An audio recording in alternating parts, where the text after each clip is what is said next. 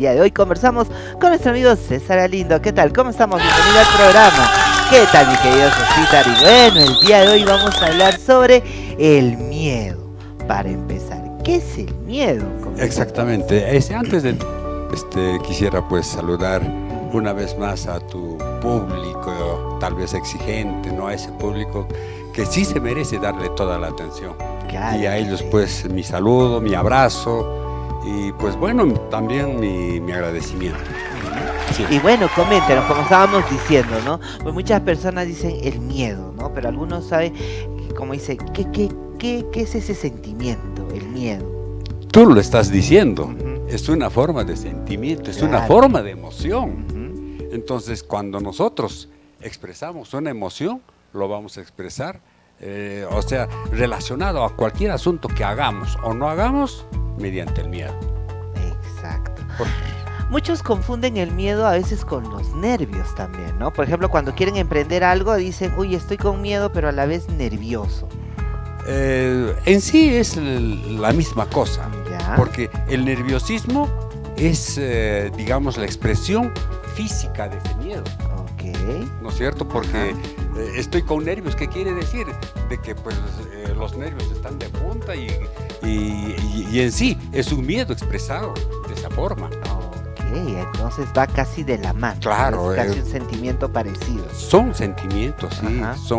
Es una forma de sentimiento en el cual uno está frente a algo que puede ser novedoso, que puede ser nuevo, o que uno inicie algún emprendimiento totalmente diferente a lo habitual.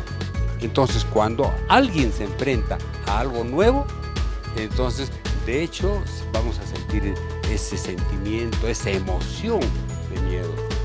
¿Y nosotros cómo podríamos ir evitando el miedo? Porque, bueno, no solo el miedo es para mal, también hay de repente miedos buenos. ¿Cómo podríamos llamarle? ¿Miedos buenos? ¿Sabría eso? Bueno, nosotros desde que nacemos, ya nosotros estamos, como quien dice, preparados a dos tipos de miedo. ¿Ya? Que son miedos naturales que todos debemos tener y tenemos también.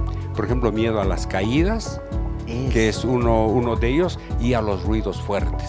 Ahí está. Ahora, el resto de los miedos que tenemos son miedos que nosotros los hemos aprendido desde el hogar, desde nuestros padres, en la escuela, la misma sociedad mediante el aspecto cultural.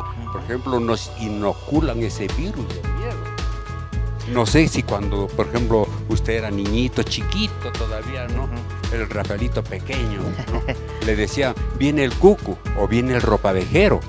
Claro, ¿no? Claro, te lanzaba miedo, no estés muy tarde en la calle, en la noche, porque algo te puede pasar, miedo a la oscuridad. Claro, ¿no? Hay una serie de miedos, pero ya son miedos condicionados, que ya nos van inoculando por diferentes medios, ¿no? Como te vuelvo a decir, ahí juegan papel importante nuestros padres, nuestro entorno, los hermanos, los tíos, la familia.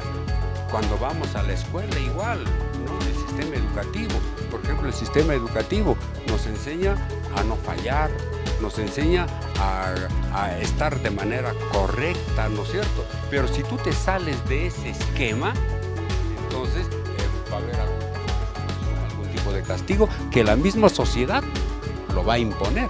Claro que sí, porque de todas maneras también hay miedos con los que creces, ¿no? Por ejemplo, que papá y mamá sin querer te van poniendo, por ejemplo, ¿no? Si no llegas a ser profesional no vas a hacer nada en la vida. Y eso si no llegas a entrar a la universidad, ¿no? Te fregas. Y es que justamente el sistema educativo te dice, y siempre a nosotros nos han dicho, ¿no? Tú vas a ser exitoso, triunfador, siempre en cuando ingreses a la universidad y seas profesional. Claro, esa es la premisa y o sea, si no entro a la universidad estoy frito, ya no voy a hacer Pero nada. Pero ahora, ya. ¿Qué nos dice? Por ejemplo, los emprendedores, los más famosos, por ejemplo, los exitosos. Muchos de ellos no han estudiado ni siquiera en la universidad, pero son exitosos. Claro que sí. Y en el caso es, por ejemplo, de Bob Proctor. ¿Cómo es que él, teniendo 2 meses de secundaria, llega a ser uno de los hombres que ha dejado un legado inmenso a la humanidad? Claro que sí. ¿Y cómo surgió esto?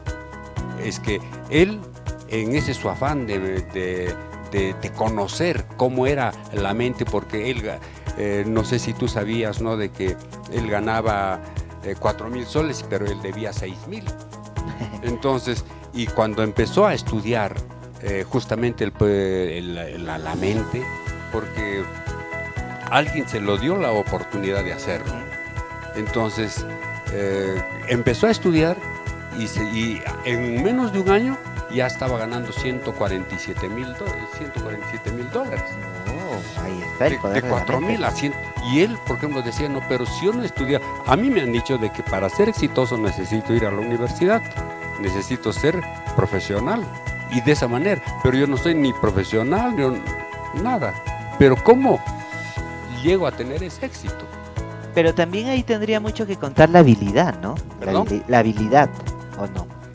Bueno, la habilidad también se forma, porque además es un potencial que cada uno de nosotros tenemos, ¿no? Que todavía tal vez no lo descubrimos.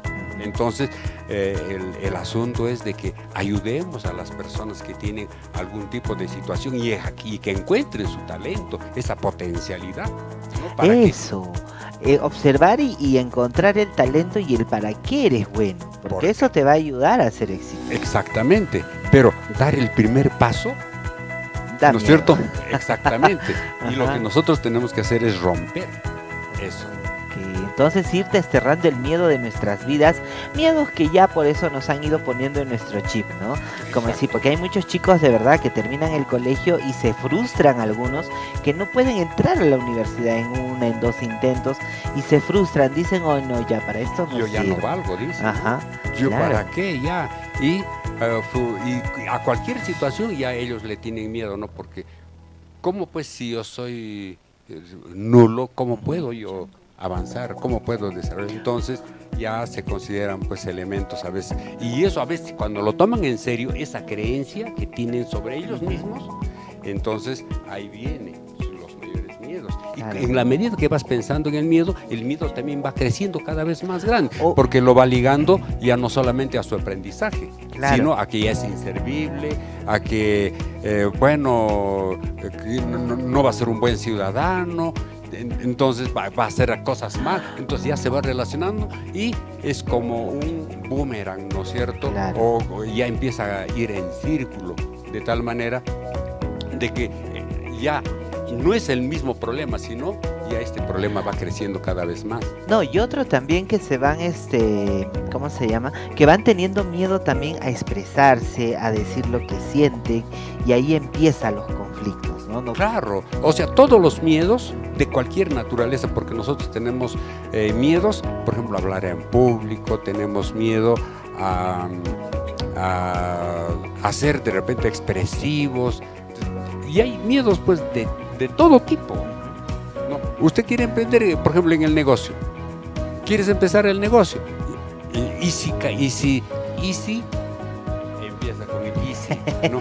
Y si fracaso, pasado, ¿no? Y si no tengo dinero, entonces ahí empiezan ya sus miedos.